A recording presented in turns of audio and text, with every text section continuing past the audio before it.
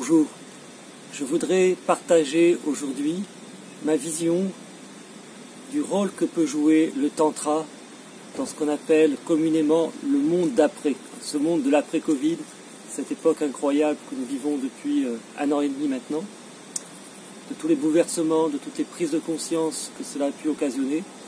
Alors bien sûr, il y a des multitudes de points de vue sur tout ce qui s'est passé, qui continue à se passer aujourd'hui au mois de juillet 2021.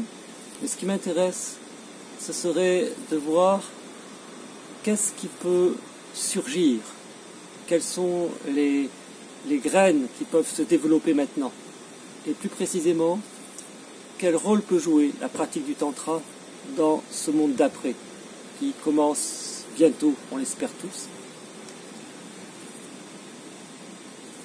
Beaucoup de choses ont été dénoncées pendant cette crise du Covid, avec justesse, de la corruption en particulier, des abus, beaucoup de choses. Et avant cette crise, ces phénomènes de corruption, ces phénomènes d'exploitation existaient bien sûr et étaient déjà largement répandus. Et souvent on pointe du doigt telle personne ou tel groupe, mais c'est intéressant de voir lorsqu'on pointe un doigt dans une direction, on pointe 3 doigts vers soi-même. Pour moi, c'est pas juste un petit jeu de mots, c'est un symbole important. Pour moi, ce qui se passe dehors est toujours un reflet de ce qu'il y a en moi. Même si c'est à dose homéopathique, cela ne m'est pas étranger. Rien de ce qui est humain ne m'est étranger. Tout est à l'intérieur. Ce que je dénonce à l'extérieur, j'en ai au moins un petit peu présent en moi. Et je n'ai pas vraiment de pouvoir ce qui se passe là-bas. Mais j'ai un pouvoir, si j'en suis conscient, sur ce qui est présent à l'intérieur de moi. Là, je peux agir. Là, je peux faire quelque chose.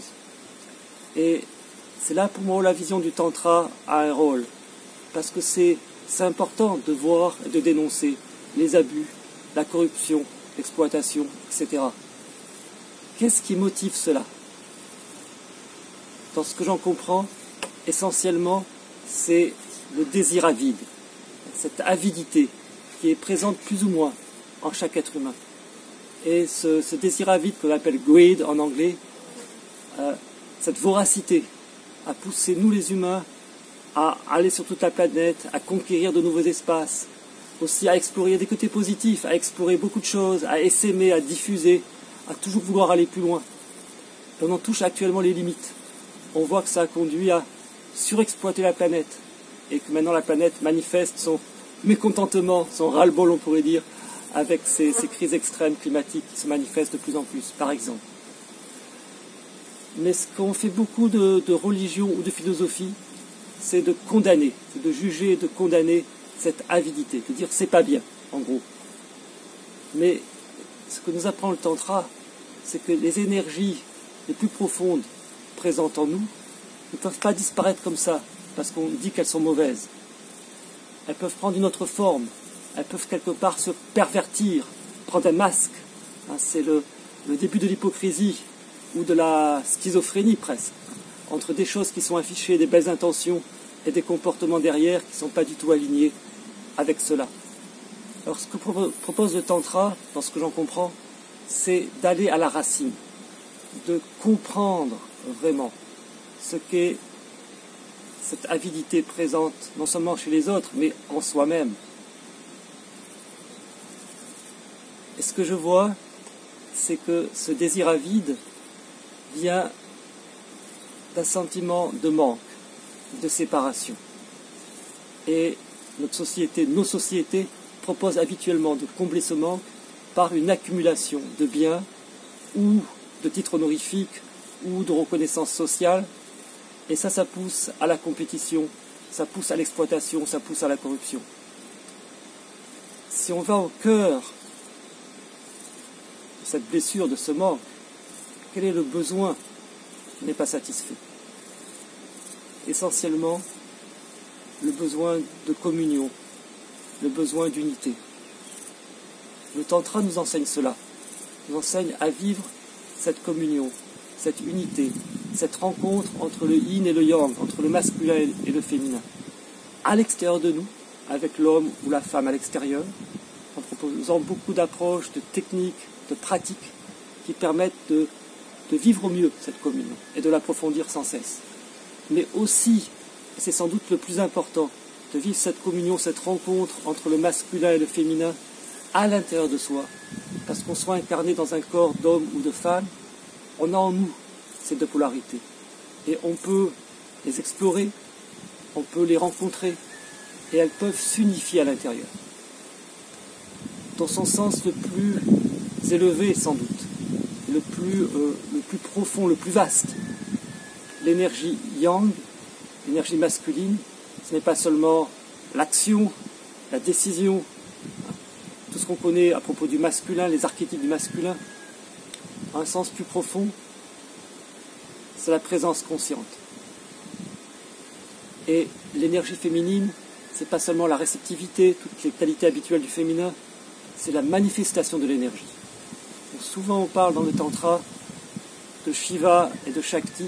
Shiva, le sacré masculin, et Shakti, la présence du féminin sacré, comme l'incarnation de l'énergie pour Shakti et de la conscience pour Shiva. Et lorsqu'on soi-même, on laisse notre énergie se développer, fleurir, on est plus vital d'un côté, et que de l'autre côté, on est aussi plus conscient de ce qu'on appelle parfois le témoin intérieur se développe. Cette capacité à voir sans jugement, à être de plus en plus conscient. Lorsque finalement, notre témoin intérieur se centre sur notre énergie, cette unité intérieure se fait. Et à ce moment-là, bien sûr, on a toujours besoin de satisfaire nos besoins vitaux de nourriture, de vêtements, d'abri, de beauté, mais il n'y a plus la compulsion à vouloir toujours plus. On peut partager les ressources avec les autres êtres qui nous entourent. Et à ce moment-là, il peut y avoir une vraie transition écologique, parce que cette compulsion n'est plus là, ce besoin de toujours plus n'est plus là. Il y a une profonde satisfaction, une profonde harmonie qui s'installe. Au-delà des programmes politiques, au-delà des belles paroles, au-delà même d'une vraie générosité qui peut être là. Je pense qu'il y a un besoin fondamental d'aller en soi, de reconnaître nos désirs, notre avidité, et de trouver les moyens de combler cela, non pas par de simples croyances ou des bonnes résolutions, mais par un profond, essentiel travail intérieur. Et quand c'est là, quand assez d'êtres humains ont fait ce travail, puis la masse critique est atteinte, alors ce monde d'après pourra être aussi beau qu'on a envie qu'il soit. Et notre race humaine pourra continuer à vivre en harmonie sur notre belle planète. Merci.